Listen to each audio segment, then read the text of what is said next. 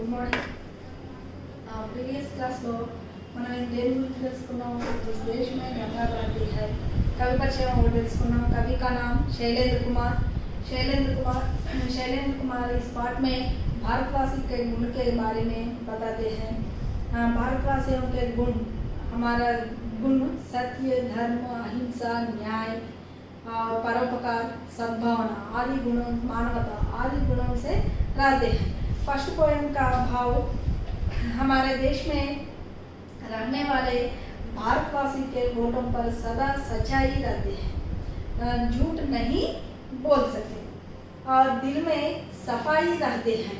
वह हम उस देश के वासी हैं जिस देश में गंगा बहती है। ఇన్ని లక్షణాలు కలిగినటువంటి భారతవాసి ఎక్కడైతే ఉంటున్నాడో ఇన్ని లక్షణాలు కలిగినటువంటి పౌరుడు ఎక్కడైతే ఉంటున్నాడో అదే మన దేశం, ఆ దేశంలోనే గంగా నది ప్రవహిస్తుంది అని చెప్పారు। नेक्स्ट पॉइंट చూడండి। मेहमा जो हमारा होता है वो जान से प्यारा होता है, ज्यादा का नहीं लालच हमको थोड़े में गुजारा होता है। मेहमा जो हमारा होता है, मेहमा అంటే ఇక్కడ ఎవరు? అతిథి, చుట్టం। जो हमारा होता है, ఎవరైతే చుట్టం ఎప్పుడైతే వస్తాడో అతన్ని ఎక్కడి నుంచి వచ్చినటువంటి వాడిని కూడా సరే, ఎవరినైనా సరే మనవాడు అని చెప్పనుకుంటారు। वो जान से प्यारा होता है, జాన్ సే ప్యారా, జాన్ అంటే మన అధికంగా ప్రేమించడం, అధికంగా ఇష్టపడటం వాళ్ళని, అతన్ని ఆ వచ్చినటువంటి చుట్టాన్ని మనం ఎలా చూస్తాం? మన ప్రాణం కంటే మిన్నగా చూస్తామట। జ్యాదా నహీ లాలచ్ హమ్కో తోడే మే గుజారా హోతా హై, మన భారతీయుడట ఎక్కువగా ఆశపడనట, లాలచ్ నహీ హోతా, అది అంటే లాలచ్ అంటే వీడి, ఎక్కువగా ఆశపడటం, ఇంకా కావాలి ఇంకా కావాలి అని చెప్పి ఆశపడటం, అలా ఆశపడేటటువంటి గుణం మన భారతీయుల్లో లేదట। ఎటువంటి జీవితాన్ని గడుపుతాడు? తోడే మే గుజారా హోతా హై, ఎంతైతే మన దగ్గర ఉంటుందో, జో కుచ్ హమారే pass హోతా high ఉసే Apna Jeevan బితాతా high, అతని దగ్గర ఎంతైతే ఉంటుందో అంతతోటే జీవితాన్ని గడుపుతూ ఉంటాడు, కానీ ఎక్కువగా మాత్రం ఇతరుల యొక్క ధనానికి మాత్రం ఆశపడడు। ఇప్పుడు చూడండి, ఒకసారి పోయిన చూడండి। మెహమా జో హమారా హోతా హై,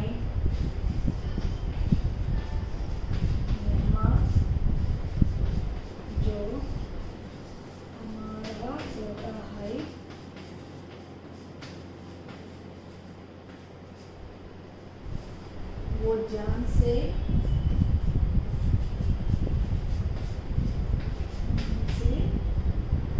प्यारा होता है,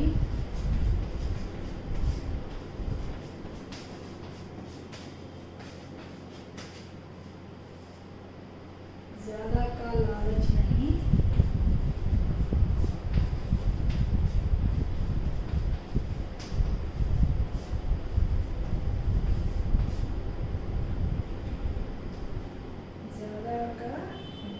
लालच,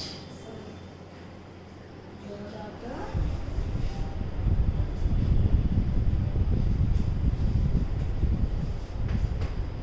नहीं लालच हमको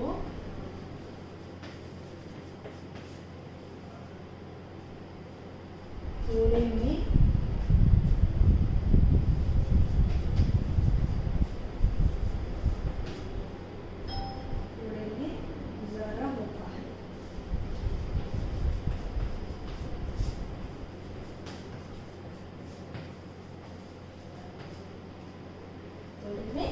गुजारा होता है।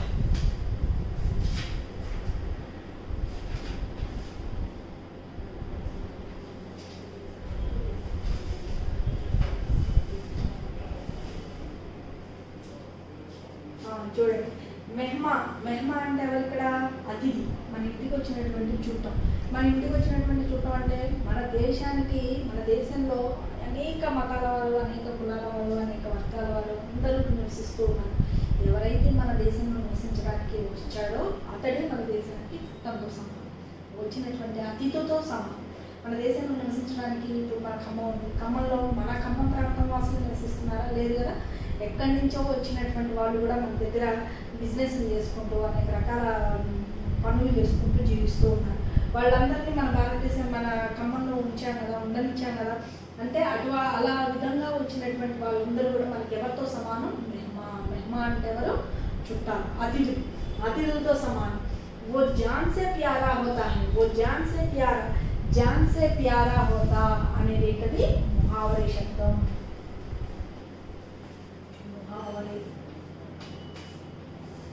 ముహావరే శబ్దం. ముహావరే శబ్దం. ముహావరే అంటే ఏంటి? జాతులు, తెలుగులో జాతీయాలు అని అంటారు. దానికి మీనింగ్ ఏంటి? బహుత్ ప్యారా హోనా. ముహావరే కథ దీనికి ఏంటది? జాన్ సే ప్యారా హోనా. జాన్ సే ప్యారా హోతా అంటే అర్థం ఏంటి? బహుత్ ప్యారా హోనా. వాళ్ళని వచ్చినటువంటి ఆ విధంగా జీవించడానికి వచ్చినటువంటి వాళ్ళందరినీ కూడా మనం ఎలా చూస్తామంట? ప్రాణం కంటే విన్నాం అంటే మనం ఎంతగా వాళ్ళని ఇష్టపడతాం అలా చూస్తాం. జ్యాదాకా నహీ లాలచ్ హమ్కో, మనకి ఎక్కువగా దేని మీద కూడా అంతగా ఆశ అనేది ఉండదు. తోడమే గుజారా హోతా హై, మనకు దొరికిన దాంతో తృప్తి చెందుతాం, దొరికినంతలోనే మనం జీవిస్తూ ఉంటాము, దేని మీద కూడా అతిగా ఆశపడము. అర్థమైందమ్మా? हमारा देश में भाव రాసుకోండి. ఇప్పుడు సమానార్థం.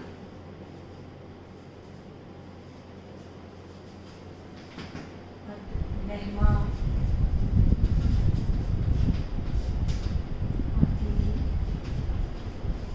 అతిథి అంటే ఏంటి? తెలుగులో ఉంది. తిథి వార నక్షత్రాలు లేకుండా వచ్చేటటువంటి వాడిని ఎవరంటారు? అతిథి అంటారు. నెక్స్ట్ జో అంటే ఎవరైతే, జాన్ ప్రాణం,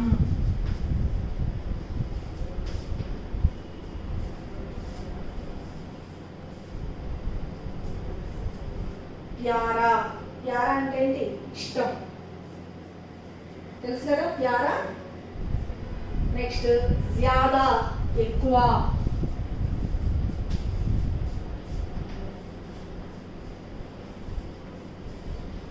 దీన్ని ఏమంటారు? అధిక్. సమానార్థం కూడా వస్తుంది. అధిక్. లాలచ్, లాలచ్ అంటే ఏంటి? దురాశ.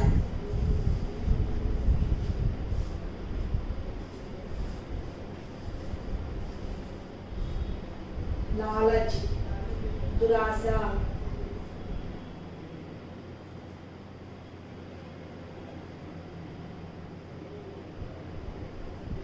లాలచ్, దురాశ, దీన్ని ఏమంటారు? లోభ్. నెక్స్ట్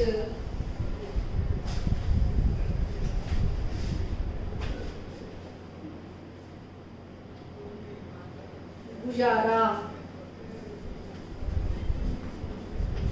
అంటే ఏంటి? గడుపుతాం, దీన్ని ఏమంటారు? బితానా.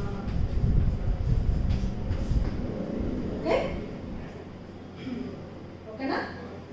మెహమా అతిథి, జాన్ ప్రాణం, జ్యాదా ఎక్కువ, లాలచ్ లోబ్, గుజారా అంటే బితానా. ఇప్పుడు దీని భావం రాసుకుంటాం.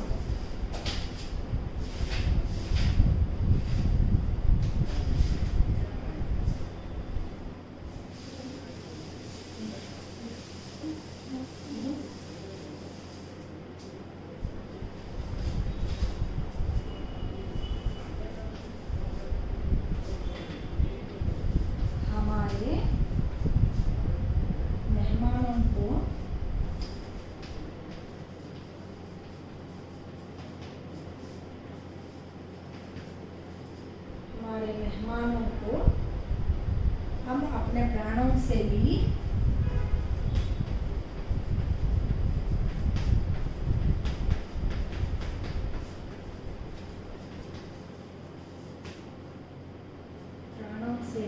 प्यार करते हैं,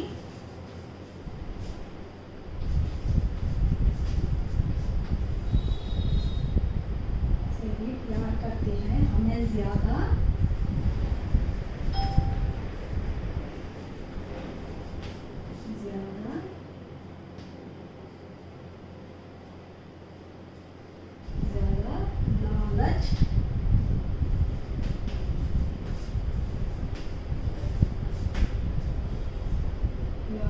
नहीं रखता,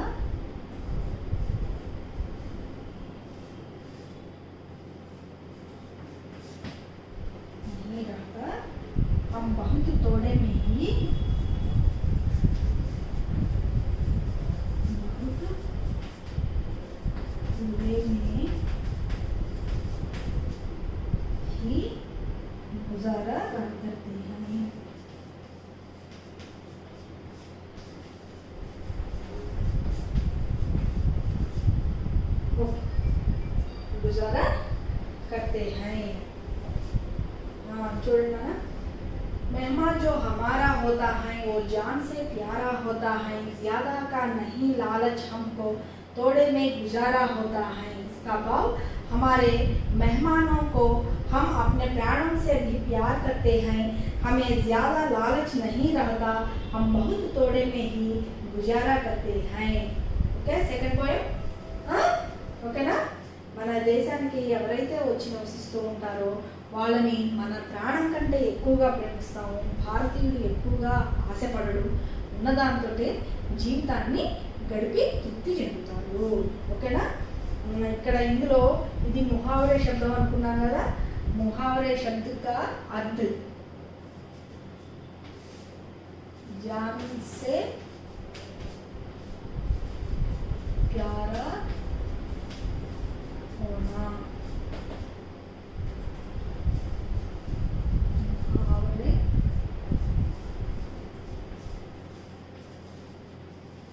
शब्द का अर्थ बहुत प्यारा होना।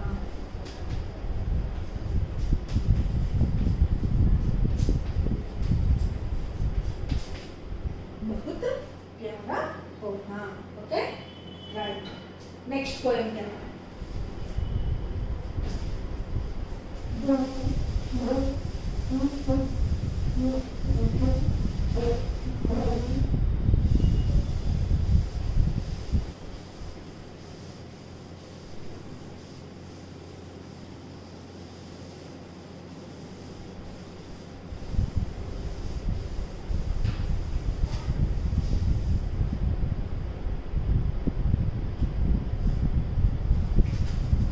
नेक्स्ट पोएम मिलजुल के रहो और प्यार करो, एक चीज यही तो रहती है, हम उस देश के वासी हैं जिस देश में गंगा बहती है। मिलजुल के रहो और प्यार करो, एक चीज यही तो रहती है, हम उस देश के वासी हैं जिस देश में गंगा बहती है। మనం పోయం చెప్పుకునేటప్పుడు ఫస్ట్ స్టార్టింగ్లో ఏం చెప్పుకున్నాం? हमारा देश महान है, हमारे देश में सभी धर्मों जातियों के लोग मिलजुल कर रहते हैं और भाई भाई के तरह रहते हैं చెప్పుకున్నాం. ఇక్కడ ఉండేటటువంటి ఒకే ఒక వస్తువు ఉన్నదట. అది ఏంటది? మిల్జుల్ కే రహో ఔర్ ప్యార్ కరో అంటే కలిసిమెలిసి ఉండడం మరియు ఒకళ్ళనొకళ్ళు ప్యార్ కరో అంటే ఇష్టపడుతూ ఉండడం అనేది ఇక్కడ ఒక వస్తువు ఉన్నదట. ఆ వస్తువు అంటే ఈ వస్తువు అంటే ఏంటది? అందరూ కలిసిమెలిసి ఉండాలి, ప్రేమతో ఉండాలి అనేటటువంటి భావం ఎక్కడైతే ఉన్నదో ఆ ఉన్న చోటే గంగా నది ప్రవహిస్తుంది. ఆ నది ఎక్కడైతే ప్రవహిస్తుందో ఆ దేశంలో నివసించేటటువంటి వాసిని నేను అని చెప్తున్నాను ఇక్కడ. అర్థమైందా కదా? మిల్జుల్ కే రహో ఔర్ ప్యార్ కరో एक चीज यही तो रहती है, हम उस देश के वासी हैं जिस देश में गंगा बहती है। కలిసిమెలిసి ఉండాలి, అందరూ కలిసిమెలిసి ఉండాలి, మంచిగా ఉండాలి అనేటటువంటి నినాదం అనేది ఎక్కడైతే ఉన్నదో ఆ దేశంలోనే గంగా నది ప్రవహిస్తోంది, నేను ఆ దేశంలో నివసించేటటువంటి వ్యక్తిని అని చెప్తున్నాను. అంటే ఏమర్థమైంది? हमारे देश में अनेक धर्म और जातियों के लोग मिलजुल कर रहते हैं, एक दूसरे के साथ मिलजुल कर रहते हैं, सभी धर्मों के लोग मिलजुल कर रहते हैं। हमारे देश में रहने वाले लोगों अतिथि के समान कर हमारे जान से प्यार होता है, अधिक से प्यार होता है। వాళ్ళని ఏం చేస్తాం? మనం ఎక్కువగా మన ప్రాణం కంటే ఎక్కువగా వాళ్ళని ఇష్టపడతాం. అది మిల్జుల్ రహో और प्यार करो, एक दूसरे को प्यार करो, ये दो संदेश देते हैं। मिलजुल करो और प्यार करो जो संदेश देते हैं. ఈ రెండు సందేశాలు ఎక్కడైతే ఇస్తున్నాయో, రెండు సందేశాలు అంటే ఏంటి? మిల్జుల్ కరో और प्यार करो, ये दोनों संदेश है. ఈ రెండు సందేశాలు ఎక్కడైతే ఉన్నాయో, जहाँ पवित्र गंगा नदी बहती है, ఎక్కడైతే గంగా నది ప్రవహిస్తూ ఉందో हम उस देश के निवासी है, నేనే ఆ దేశం యొక్క నివాసిని అని చెప్తున్నాను. థర్డ్ పోయిం చూడండి. మిల్జుల్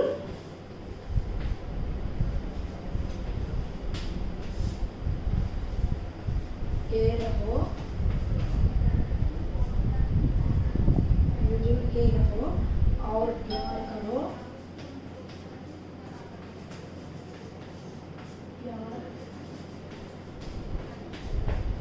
एक चीज यही तो रहती है, एक चीज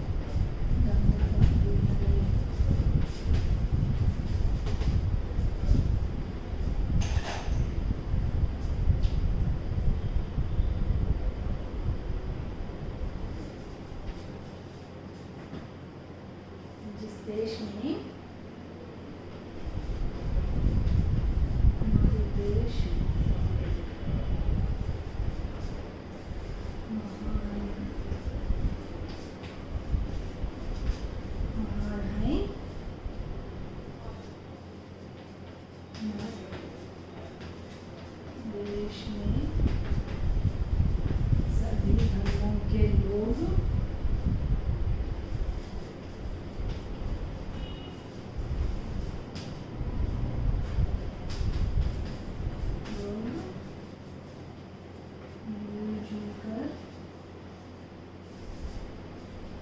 है, हम इस देश के वासी हैं, जिस देश में गंगा बहती है। जिस देश में हमारे देश महान है, देश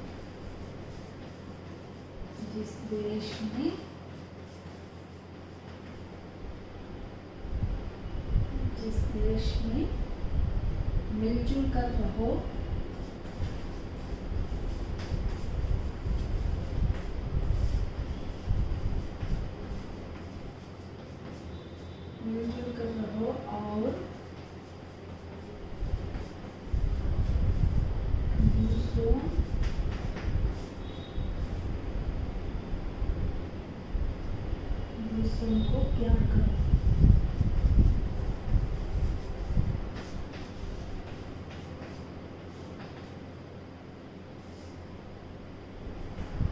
मिलजुल कर रहो और दूसरों को प्यार करो। ये जो संदेश होते हैं,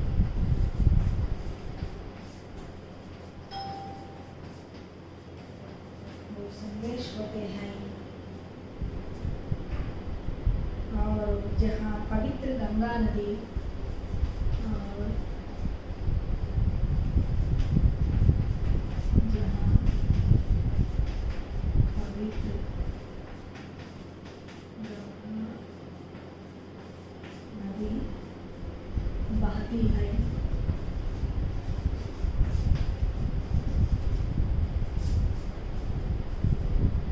हम उस देश के वासी हैं, बहती है, इस देश के निवासी है।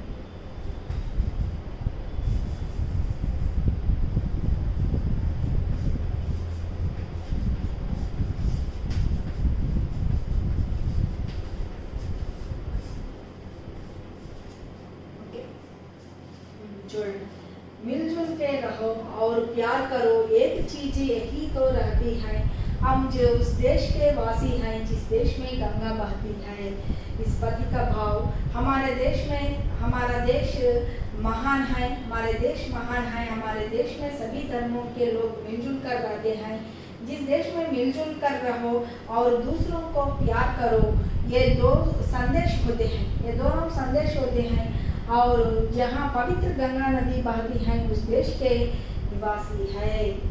ఓకే, ఫస్ట్ పోయంలోనేమో ఏం చెప్పాడు, భారతవాసి యొక్క గుణగణాన్ని గురించి తెలియజేసి ఎప్పుడు నిజాన్ని పలుకుతాడు, అబద్ధాలు ఆడడు, అతని యొక్క మనసు చాలా పవిత్రంగా ఉంటుంది.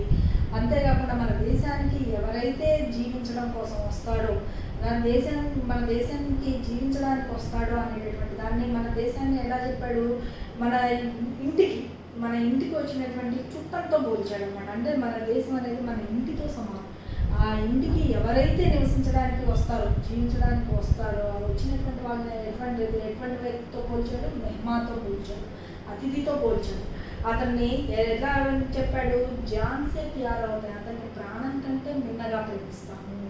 అంతేకాకుండా మన భారతీయుడు ఉన్నదాంతో తృప్తి చెందుతాడు, అధికంగా ఆశపడ్డాడు. అంతేకాకుండా ఏం చెప్పాడు ఇక్కడ మనకి? మన భారతదేశంలో 2 నినాదాలు ఉన్నాయట, మిల్జుల్ కే రహో ఔర్ ప్యార్ కరో. ఈ 2 కూడా సందేశాన్ని ఇస్తూ ఉంటాయట. ఇన్ని లక్షణాలు, ఇన్ని గుణాలు ఎక్కడైతే ఉన్నాయో, ఎక్కడైతే గంగానది ప్రవహిస్తూ ఉన్నదో, నేను ఆ దేశం యొక్క వాసిని అని చెప్పి చెప్తూ ఉన్నాడు. ఎవరు చెప్పారు? ఎవరు చెప్తున్నారు? శైలేంద్ర కుమార్.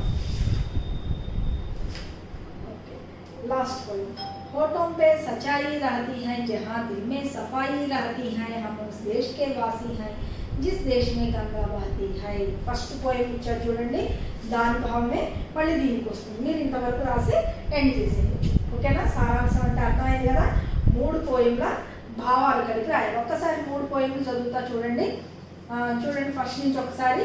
जिस देश में गंगा बहती है, कविता के कवि का नाम शैलेंद्र कुमार है। उनका जीवन काल 1923, मृत्यु 1966। विशेषताएं कई प्रसिद्ध फिल्मी गीतों की रचना, 3 बार फिल्म फेयर अवार्ड से सम्मानित। होठों पे सच्चाई रहती है, जहाँ दिल में सफाई रहती है, हम उस देश के वासी हैं जिस देश में गंगा बहती है। मेहमान जो हमारा होता है वो जान से प्यारा होता है, ज्यादा का नहीं लालच हमको थोड़े में गुजारा होता है। मिलजुल के रहो और प्यार करो, एक चीज यही तो रहती है, हम उस देश के वासी हैं जिस देश में गंगा बहती है। होठों पे सच्चाई रहती है, जहाँ दिल में सफाई रहती है, हम उस देश के वासी हैं जिस देश में गंगा बहती है। जिस देश में गंगा बहती है, इस गीत में, कविता में भारतवासी के गुणों के बारे में बताते हैं। हमारा देश महान है, हमारे देश में मिलने वाले सभी लोगों एक दूसरों के साथ मिलजुल कर रहते हैं, सभी धर्मों के लोग मिलजुल कर रहते हैं। और हमारे देश में रहने वाले हर एक भारतवासी के कुछ गुण निहित है। ये गुण सत्य, धर्म, अहिंसा, न्याय, संभावना, परोपकार और मानवता के गुण है। भारतवासी हमेशा सच बोलते हैं, भारतवासी हमेशा सच बोलते हैं। उनका दिल बहुत पवित्र है, हम उस देश के वासी हैं जिस देश में गंगा बहती है। और हमारे देश में रहने वाले अतिथियों को अपने जान से भी अधिक प्यार करते हैं। यहाँ के लोग लालची का गुण नहीं है, यहाँ रहने वाले लोगों को लालची का गुण नहीं है। जो कुछ हमारे पास होता है उसी के अपना जीवन बिताते हैं। और हमारे देश में रहने वाले लोगों को 2 संदेश हैं, मिलजुल के रहो और प्यार करो। ये दोनों एक चीज है। ये संदेश कहाँ से, ये संदेश किस देश में रहते हैं? उस देश में गंगा बहती है, हम उस देश के निवासी हैं। ఎక్కడ ప్రవహిస్తుంది నది? గంగా నది భారతదేశంలో ప్రవహిస్తుంది. ఇన్ని గుణగణాలు కలిగినటువంటి వ్యక్తి ఎక్కడ నివసిస్తున్నాడు? ఆ గంగా నది ఎక్కడ ప్రవహిస్తుందో, ఈ లక్షణాలు కలిగినటువంటి వ్యక్తి ఎక్కడ ఉన్నాడో ఆ దేశమే నా యొక్క భారతదేశం అని చెప్పి కవి చెప్తూ ఉన్నాడు. ఇక రేపు మీరు చేయాల్సినటువంటి హోంవర్క్ ఏంటంటే ఈ 3 పోయమ్స్ చదువుకొని, ఈ చెప్పినటువంటి 4 పోయమ్స్, పేరు మాత్రం 4 కానీ అందులో లాస్ట్ వచ్చినటువంటి పోయము ఫస్ట్ పోయమే. లాస్ట్ పోయం చదవాల్సిన అవసరం లేదు. ఈరోజు చెప్పుకున్నటువంటిది ఏంటది? హోంవర్క్ ఏంటి? 2nd, 3rd poems and Bhau. 2 2-3 poems and భావం. అంతకుముందు ఫస్ట్ లెసన్లోనేమో కవి పరిచయం చేశాను. ఫస్ట్ పోయం భావం చెప్పుకున్నాము. నెక్స్ట్ జరిగినటువంటి క్లాస్లోనేమో ఇప్పుడు చెప్పుకునేటటువంటి క్లాస్లోనేమో 2-3 పోయమ్స్లను దాని యొక్క భావాన్ని గురించి చెప్పేసుకున్నాం. ఇది హోంవర్క్ మొత్తం. అంటే ఇప్పటికి మీకు ఈ 4 పోయమ్స్ అయిపోయినాయి. కవి పరిచయం గురించి తెలుసుకున్నాము, అందులో వచ్చేటటువంటి మీనింగ్స్ గురించి వాటన్నిటి గురించి తెలుసుకున్నాము. అంటే దాదాపు మీకు ఫస్ట్ లెసన్ కంప్లీట్ అయిపోయింది అన్నట్టు. ఓకేనా? భాషాకి బాధ తప్ప. అంటే ఇప్పుడు చెప్పుకున్నటువంటి భావాలు కనుక మీరు పర్ఫెక్ట్గా చదివినట్టయితే కనుక మనం 4 మార్క్స్ క్వశ్చన్స్కి ఆన్సర్ రాయడానికి వీలుంటుంది. నెక్స్ట్ క్లాస్లో కలిసినప్పుడు చిన్న క్వశ్చన్స్, స్మాల్ క్వశ్చన్స్ అంటే షార్ట్ క్వశ్చన్స్ 4 మార్క్స్ క్వశ్చన్స్ ఎలా రాయాలో ఆ రోజు చూసుకుందాం. ఓకేనా? Thank you.